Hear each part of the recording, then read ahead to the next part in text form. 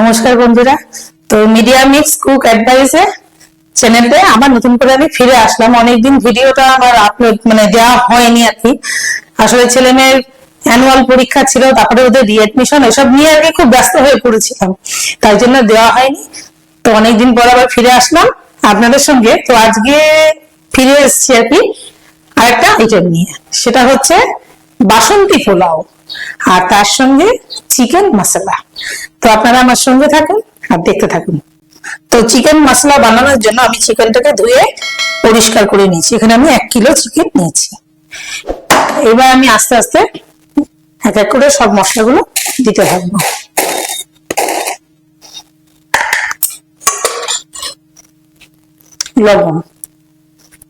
লবণ আমি দেবো এখানে 2 চামচ।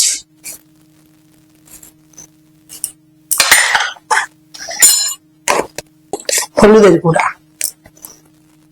গুঁড়া আমি এখানে দেবো 2 চামচ।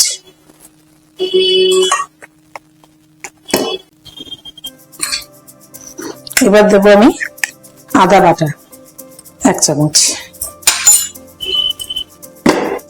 রসুন বাটা এটাও 1 চামচ,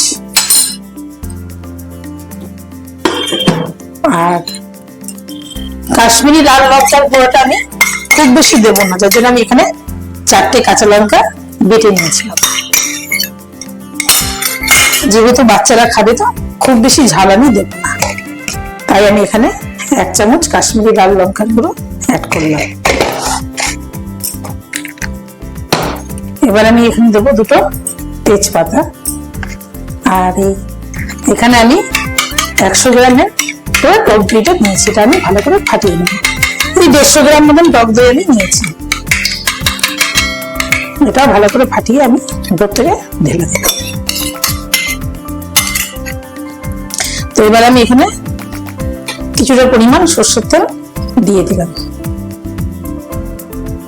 এখানে আমি 100 গ্রাম মতন সরষের তেল দিলাম, আরো কিছুটা দেবো যখন আমি পেঁয়াজ বেরেস্তা করব।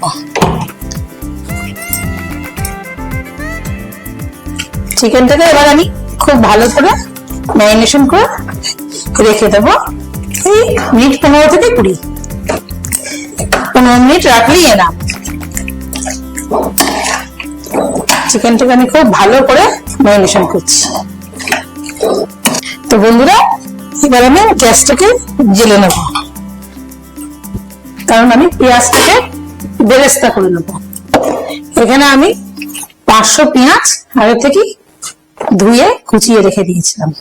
দেখুন, এটাকে আমি বেরেস্তা করে নেব। পেঁয়াজ বেরেস্তা করে চিকেন করলে না দেখবেন খেয়ে খুব টেস্ট হয়। আর এমনি কাঁচা পেঁয়াজ বেটে দিলেও যে খারাপ হবে যে তা না। যখন আমাদের হাতে সময় থাকে না, আমরা চট জলদি মিক্সি গ্রাইন্ডারে আমরা পেঁয়াজটাকে বেটে নিই, কিন্তু পেঁয়াজটা ভেজে দিলে না একটু ভালো লাগে খেতে। তো চলুন, আপনাদের সঙ্গে গল্প করতে করতে আমার কড়াইটাও গরম হয়ে গেল। এবার আমি এখানে তেল দিয়ে দিলাম, সরষের তেল, পেঁয়াজটাকে বেরেস্তা করার জন্য। এখানে আমি 100 গ্রাম মতন তেল অ্যাড করলাম। তো বন্ধুরা, তেল আমার গরম হয়ে গেছে, এই তেলে আমি পেঁয়াজগুলো দিয়ে দেব।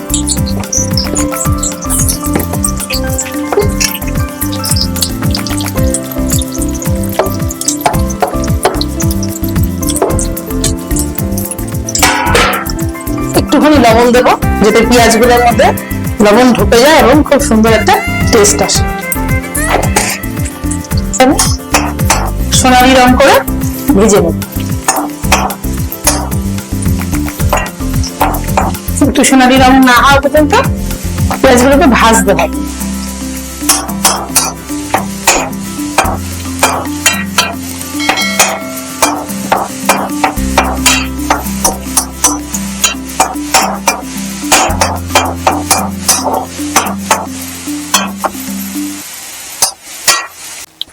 তো বন্ধুরা, পেঁয়াজটা আমার দেখুন সোনালি করে ভাজা হয়ে গেছে। এটা আমি মাংসের উপর থেকে ঢেলে দেব।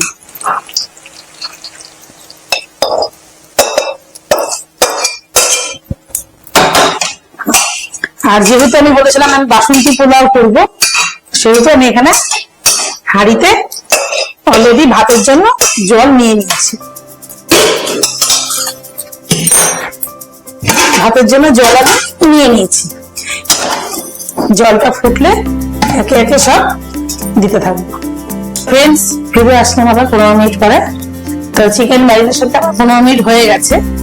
তো চিকেনটা আমি করবো, এদিকে আমার ভাতের জন্য জলটা গরম হয়ে গেছে।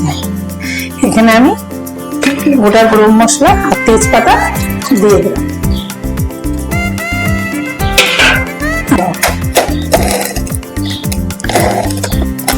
আর এই একই জলের মধ্যে আমি লবণ দিয়ে দিলাম।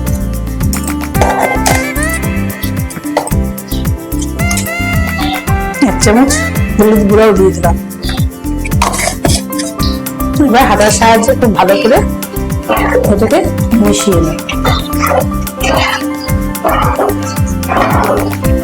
দেখুন জলটা কম হলুদ কালার এসছে। এবার আমি এই চালটা ভিজিয়ে রেখেছিলাম পোলাওর জন্য, বাসমতি চাল, এটা আমি দিয়ে দিলাম। বাসমতি চালটা দোকানে দেখবেন দু ধরনের পাওয়া যায়, একটা রাইসের জন্য পাওয়া যায়, একটা হচ্ছে পোলাওয়ার জন্য পাওয়া যায়। তো আমি পোলাওয়ার জন্য একটু মিডিয়াম সাইজের বাসমতিটা নিয়েছি।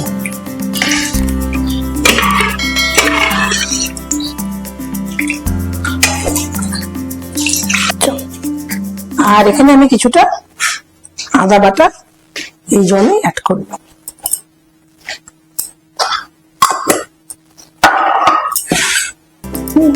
সব উপকরণগুলোকে আমি আবারও ভালো করে নেড়ে নেব।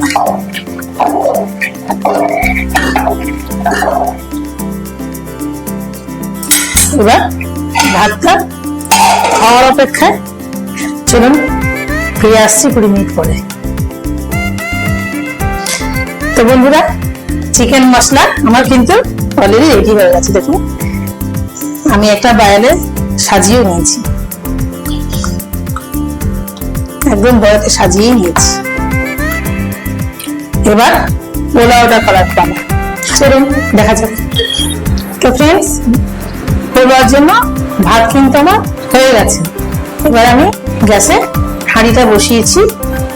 এখানে আমি 150 গ্রাম ঘি নিয়েছি, আর এটা আমি কাজু কিশমিশ আর এর মধ্যে একটু টেস্টি সল্ট মিশিয়ে নিয়েছি। তো হাঁড়িটা আমি গরম হওয়ার জন্য দিয়েছি। তো আমি হাঁড়িতে ঘি দিয়ে দিলাম।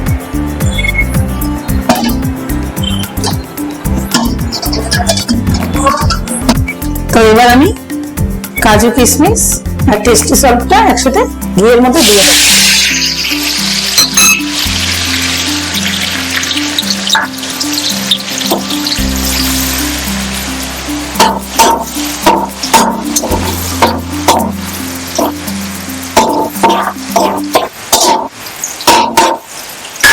আমি হালকা করে ভেজে নেবো, খুব বেশি ভাজবো না, কারণ খুব বেশি ভাজলে পুড়ে যাবে।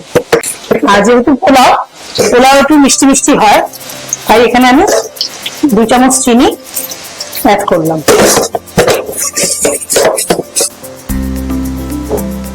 এবার আমি 1 চামচ নুন এতে অ্যাড করলাম। হলুদ দেব, খুব বেশি দেবো না, কারণ যেহেতু আমি ভাত হওয়ার সময় অলরেডি দিয়ে নিয়েছিলাম। এসব উপকরণগুলোকে আমি আবার ভালো করে নাড়তে থাকবো।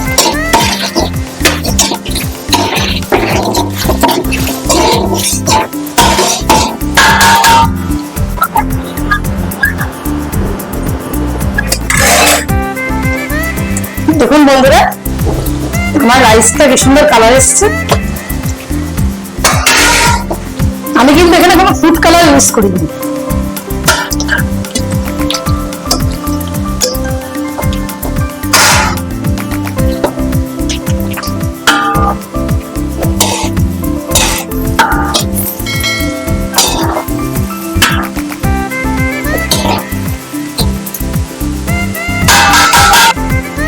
তো বন্ধুরা দেখুন, আমার পোলাও কিন্তু অলরেডি হয়ে এসছে প্রায়, আর 5 মিনিট মতন কুক করলেই কিন্তু হয়ে যাবে। একটু নাড়তে হবে না তো লেগে যাবে তো।